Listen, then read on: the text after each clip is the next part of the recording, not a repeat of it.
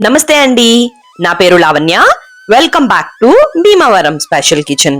ఈ రోజు నేను మీకు ఎగ్ ఆమ్లెట్ మసాలా కర్రీని ఎలా తయారు చేసుకోవాలో చూపిస్తున్నాను అండి. ఈ విధంగా ఎగ్ కర్రీ చేయడం వల్ల ఎగ్ లోపల వరకు అంటే కూడా ఫ్లేవర్ అలానే టేస్ట్ అంతా కూడా బాగా వెళ్ళి తిన్నప్పుడు చాలా చాలా రుచిగా అనిపిస్తుందండి. రెగ్యులర్ గా చేసే ఎగ్ కర్రీలా కాకుండా ఆబ్వియస్లీ కొంచెం డిఫరెంట్ గా చాలా రుచిగా ఉంటుంది. ఒక్కసారి తప్పకుండా ట్రై చేయండి.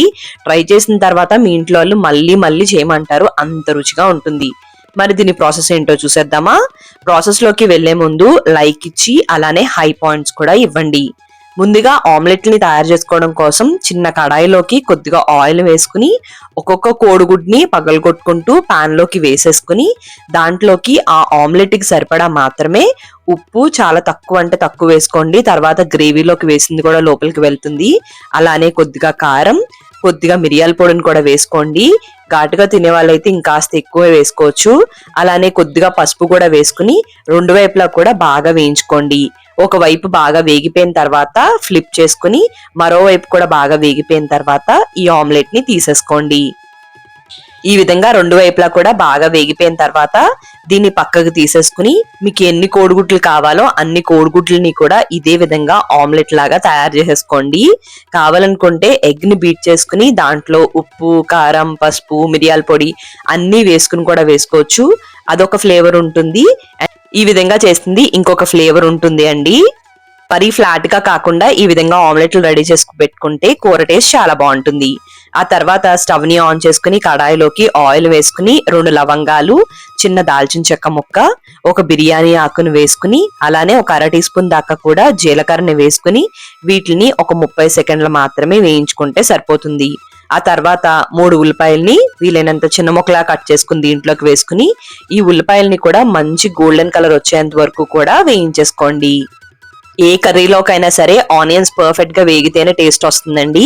ఆనియన్స్ ఈ విధంగా వేగిపోయిన తర్వాత 1 టీ స్పూన్ అంతా అల్లం వెల్లుల్లి పేస్ట్ వేసుకుని అల్లం వెల్లుల్లి పేస్ట్ పచ్చివాసన పోయిన తర్వాత 2 పెద్ద టొమాటోల్ని ఎర్రగా బాగా జ్యూసీగా ఉన్నవి తీసుకుని దీంట్లోకి వేసుకుని అలానే దీంట్లోకి 1 టీ స్పూన్ అంతా ఉప్పుని కూడా వేసేసుకుని ఈ టొమాటోస్ బాగా మెత్తగా అయ్యేంత వరకు కూడా మగ్గించుకోండి.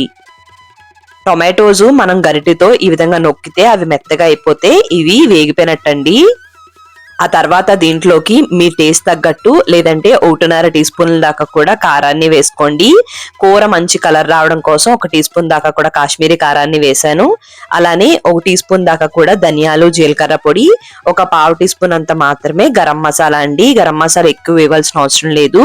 అలానే మనం టొమాటోలు ఉప్పు వేసాం కాబట్టి ఆల్రెడీ ఇప్పుడు నేను మరొక 1/2 టీ స్పూన్ వేసుకున్నాను. ఆ తర్వాత ఇవన్నీ కలిసేలా కలిపేసుకుని 1 నిమిషం అయిన తర్వాత దీంట్లోకి 1 గ్లాస్ వరకు కూడా నీళ్ళని పోసుకుని మరొక్కసారి బాగా కలిపేసుకోండి. ఈ స్టేజ్ లో ఉప్పు కారాన్ని చెక్ చేసుకుని అడ్జస్ట్ చేసుకోవచ్చు కూడా. ఈ విధంగా నీళ్లు బాగా మరుగుతున్నప్పుడు మీడియం ఫ్లేమ్ లోకి పెట్టుకుని మనం ముందుగా రెడీ చేసి పెట్టుకున్న ఆమ్లెట్లన్నీ కూడా వేసేసుకోండి. నేను ఇక్కడైతే 5 గుడ్లతో 5 ఆమ్లెట్లని రెడీ చేసి పెట్టుకున్నానండి. ఇలా ఆమ్లెట్లన్నీ వేసేసిన తర్వాత మీడియం ఫ్లేమ్ లో పెట్టుకుని ఇదంతా కూడా దగ్గర పడేంత వరకు కూడా మగ్గించుకోండి. మధ్యలో ఒక్కసారి తీసుకుని ఈ ఆమ్లెట్ ని మరొక వైపు కూడా తిప్పేసుకోండి. ఆమ్లెట్ ఇలా నీళ్ళల్లో ఉడకడం వల్ల మసాలా ఫ్లేవర్లు కానీ ఉప్పు, కారం, టమాటా అన్ని కూడా లోపల వరకు వెళ్ళి తింటున్నప్పుడు చాలా రుచిగా ఉంటుందండి. ఫైనల్ గా అయితే నీళ్లు మొత్తం అంతా కూడా ఎగిరిపోయి ఈ విధంగా థిక్ కన్సిస్టెన్సీ వస్తే ఈ కర్రీ రెడీ అయిపోయినట్టు. లాస్ట్ లో కొద్దిగా కొత్తిమీర వేసేసుకుని సర్వ్ చేసేసుకోండి. మరి మీకు ఈ వీడియో నచ్చినట్టయితే తప్పకుండా లైక్ చేయండి, కామెంట్ చేయండి, మీ ఫ్రెండ్స్ కి, రిలేటివ్స్ కి అందరికీ షేర్ చేయండి. మీరు నా ఛానల్ ని ఫస్ట్ టైం చూస్తున్నట్టయితే సబ్స్క్రైబ్ చేసి పక్కనే ఉన్న బెల్ లో ఆల్ అని ప్రెస్ చేస్తే నేను ఈ వీడియో పెట్టినా మీకు నోటిఫికేషన్ వచ్చేస్తుంది. థ్యాంక్ యూ అండి. మరి మళ్ళీ వీడియోలో కలుద్దాం.